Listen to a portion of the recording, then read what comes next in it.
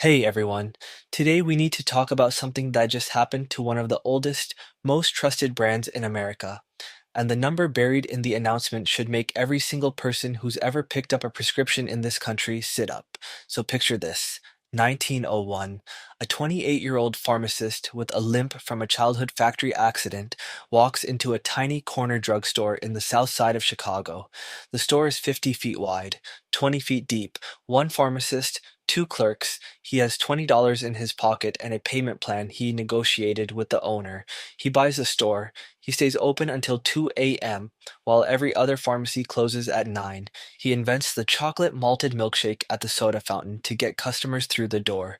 By the 1920s, that single corner pharmacy has become 525 stores across the country. By the 2000s, it's the largest drugstore chain in America, 9,000 locations, a 250,000 employees, the kind of store where every American filled their first prescription, bought their first cough syrup, picked up their first set of school supplies, and then last month, the company filed paperwork to be sold to a hedge fund, taken private, and broken apart for cash. His name was Charles Rudolph Walgreen Sr., the man who built it, and the number you're about to hear is the one Wall Street is praying you never see.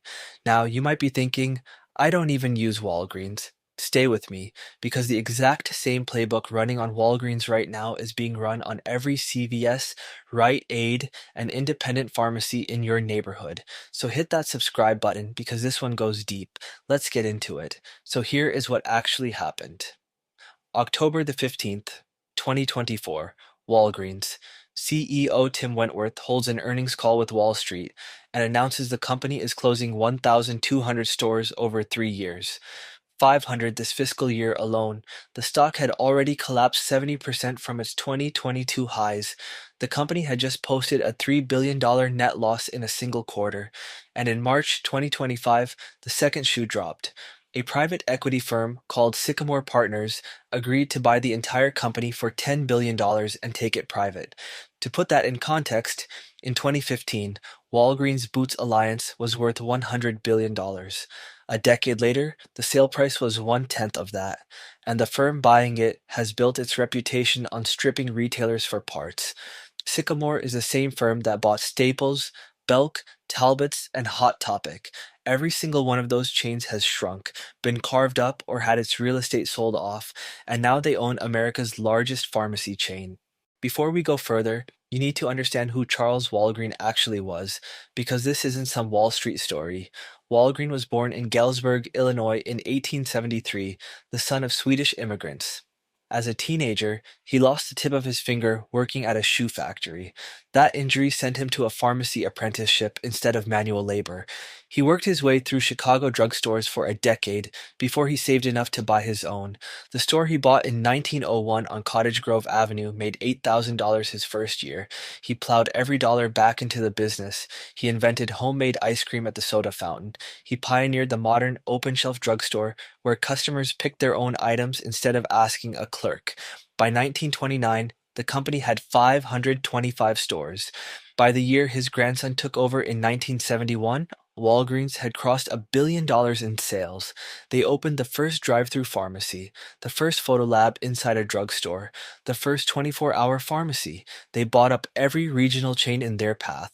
By 2014, they merged with British pharmacy giant Boots to form Walgreens Boots Alliance, the largest drugstore company on earth. Charles Walgreen died in 1939 at age 65. He never saw what his store became. He also never saw what Wall Street was about to do to it. Because here is what nobody on cable news wants to explain. Walgreens did not collapse because Americans stopped needing prescriptions. Prescription volume in this country has gone up every year for the last decade. Walgreens collapsed because of three companies you have never heard of. Their names are CVS Caremark, OptumRx, and Express Scripts. They are called Pharmacy Benefit Managers, or PBMs, and they are the middlemen between your insurance company and your pharmacy. Together, these three firms now control 80% of every prescription filled in America.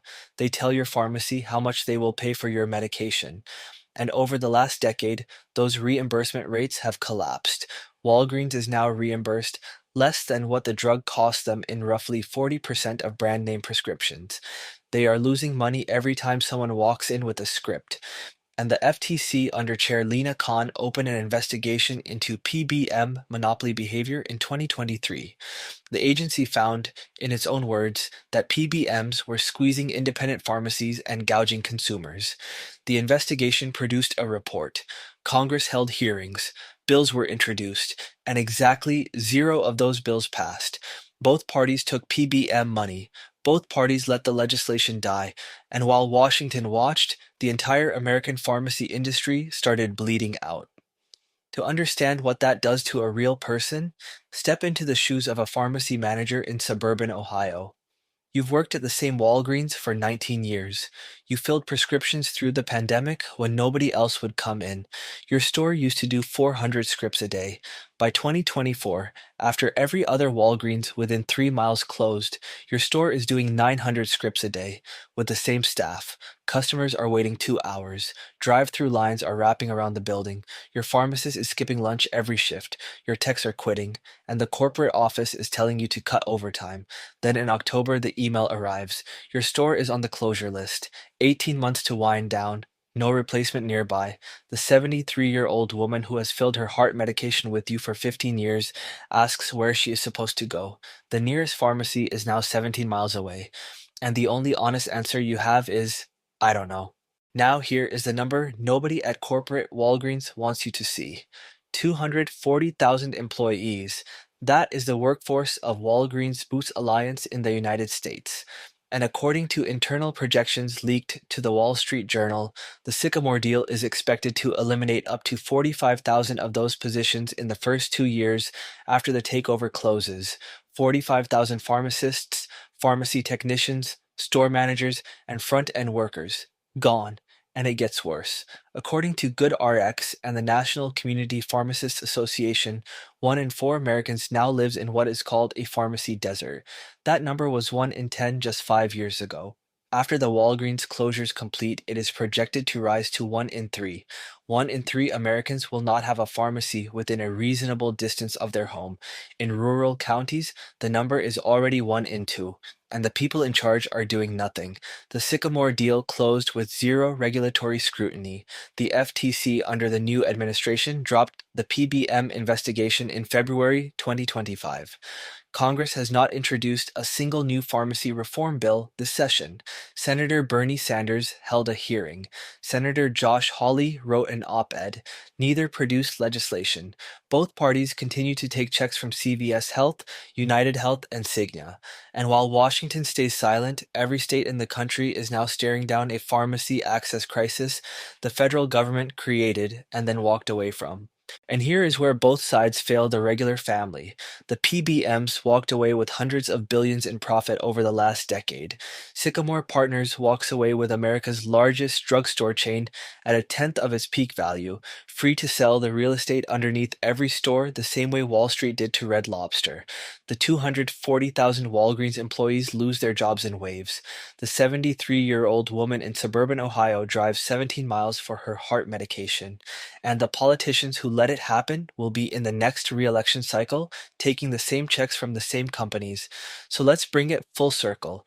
We start with a 28-year-old pharmacist in Chicago in 1901 walking into a tiny corner store with $20 in his pocket. He stays open later than anyone else. He invents the malted milkshake. He builds 525 stores by 1929. His grandson opens the first drive-through pharmacy. His great-grandchildren oversee a $100 billion empire.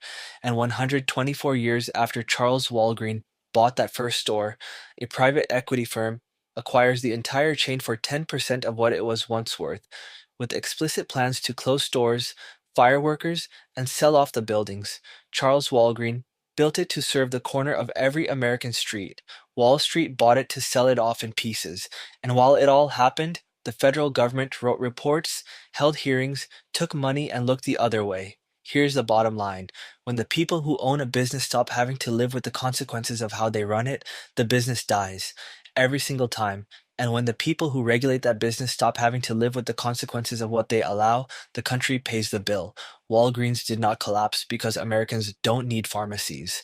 It collapsed because 3 middlemen were allowed to control every prescription in this country because Washington took the campaign money to let it happen, and because a hedge fund was waiting to buy the wreckage. So I want to hear from you in the comments. Has your Walgreens closed? Are you already in a pharmacy desert? And do you trust the people in Washington to fix this, or are we on our own? Let's talk about it down below.